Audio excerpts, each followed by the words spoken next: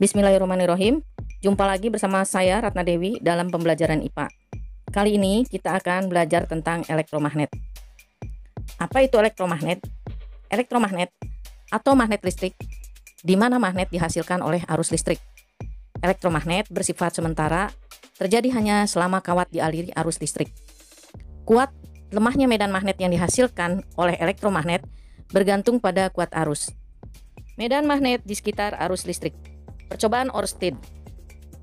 Hans Christian Ørsted menemukan bahwa arus listrik dapat menimbulkan medan magnet.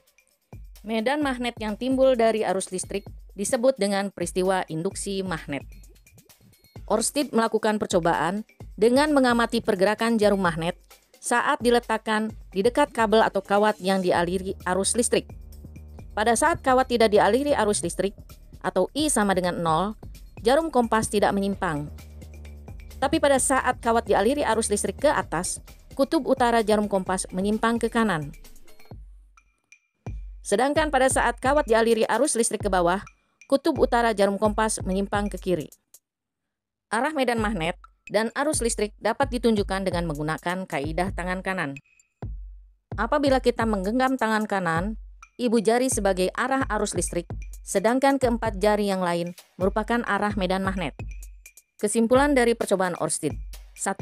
Di sekitar penghantar kawat yang dialiri arus listrik terdapat medan magnet. Yang kedua, arah medan magnet bergantung pada arus listrik yang mengalir.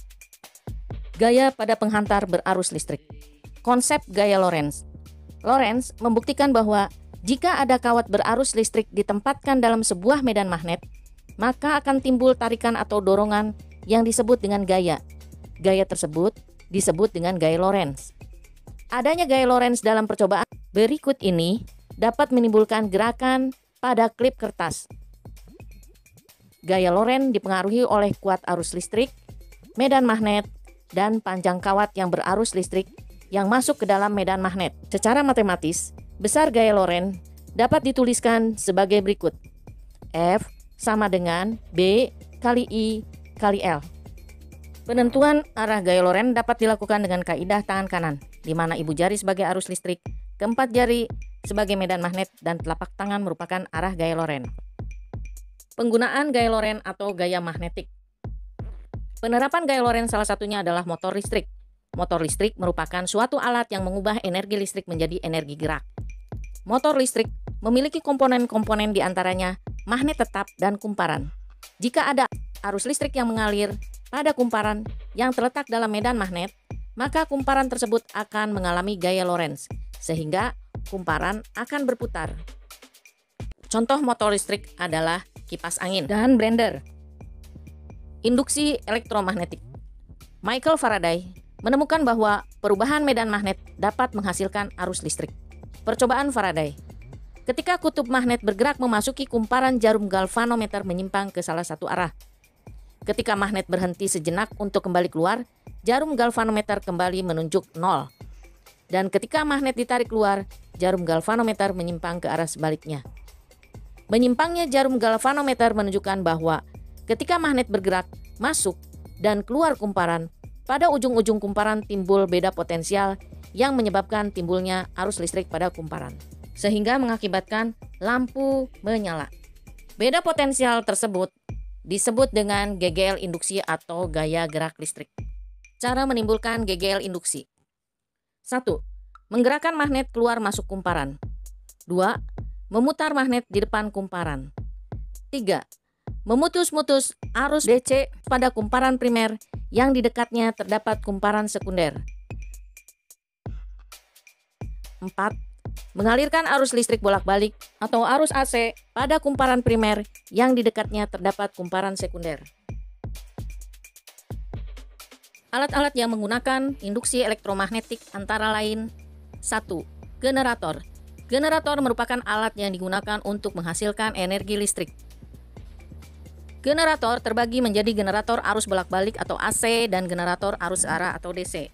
Perbedaan generator AC dan generator DC terletak pada cincin yang terhubung pada ujung kumparan, di mana generator DC memiliki satu cincin belah, sedangkan generator AC memiliki dua buah cincin. Berikut ini merupakan ilustrasi pada PLTA. Kumparan pada generator diputar oleh air terjun sehingga menyebabkan kumparan berputar dan menghasilkan arus listrik. 2. Dinamo. Dinamo sepeda merupakan generator kecil yang dapat menghasilkan arus yang kecil pula. Prinsipnya, mengubah energi gerak menjadi energi listrik. Dinamo sepeda intinya adalah sebuah magnet yang dapat berputar dan sebuah kumparan yang tetap.